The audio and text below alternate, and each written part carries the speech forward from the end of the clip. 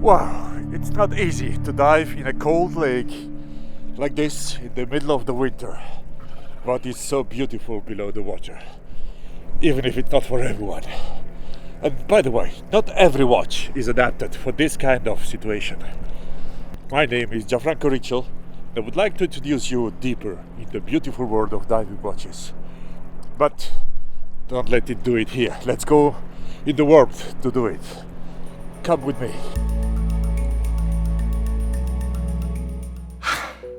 It's much more comfortable here to talk about diving watches with a cup of tea in my hand.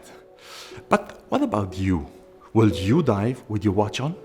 What's your definition of a dive watch? You will have understood it. As soon as we talk about water, swimming or diving, we're talking about exceptional constraints on the watch. And not all watches can withstand these constraints in the same way. Let's forget today the non-water resistant watches and those that are only protected against getting wet by accident. Moreover, there are less and less of them today. When we talk about fine watchmaking, and most often, they are jewelry watches or watches with certain complications that in any case are not intended to be submerged. As soon as we talk about water-resistant watches, we must differentiate between water sports, practice, between accidentally getting wet, swimming, deep free diving, sport diving and professional diving. There are very big differences. Each of these activities requires different solutions when it comes to the watches to be worn on the wrist. Beyond non-water resistant watches, or those that are just protected against accidental contact with water, there are two main categories: normal water resistant watches and scuba diving or professional dive watches.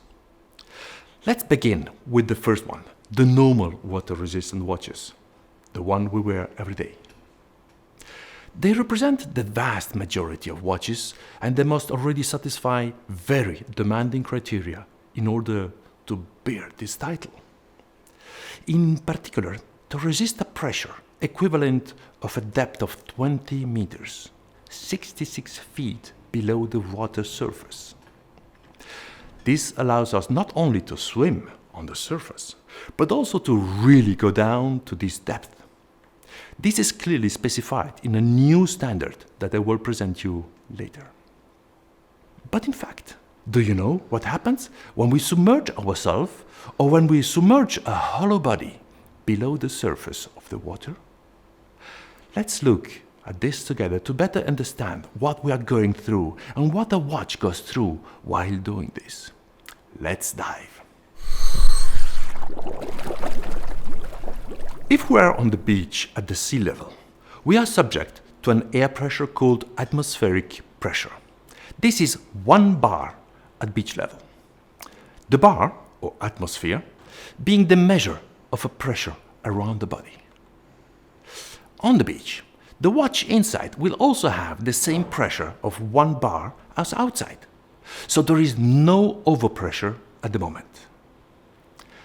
As soon as we submerge ourselves underwater, the liquid around us exerts a certain pressure all around us, and this pressure is much greater than that exerted by the air.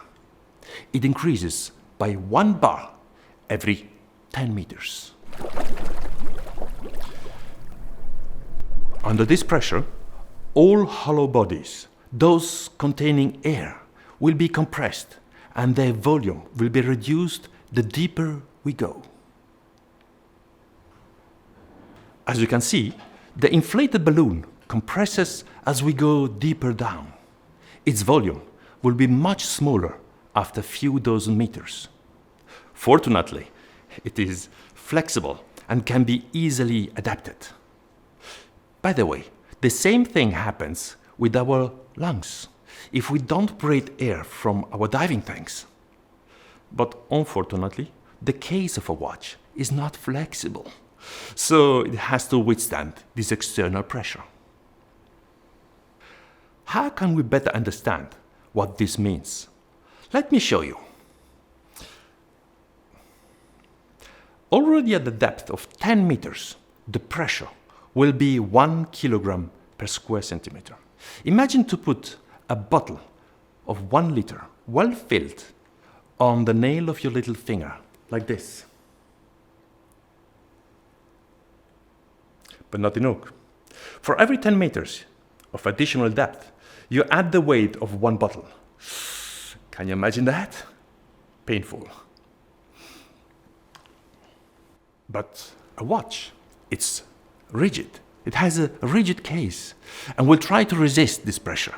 But after a while, it will let the water in, or it risks implosion.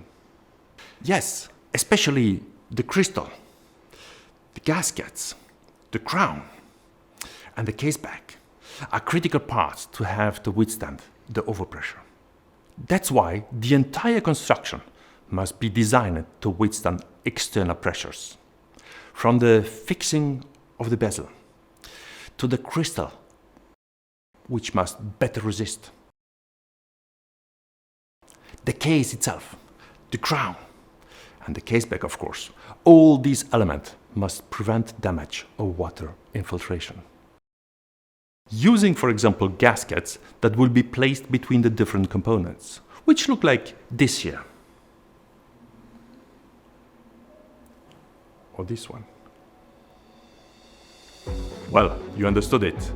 The pressure on a watch in water is a major constraint, and it's really not so easy to protect the movement inside. And this gets worse the deeper you go underwater. I can't wait to tell you more in the next chapter, and believe me, we will dive deeper and deeper. Stay tuned.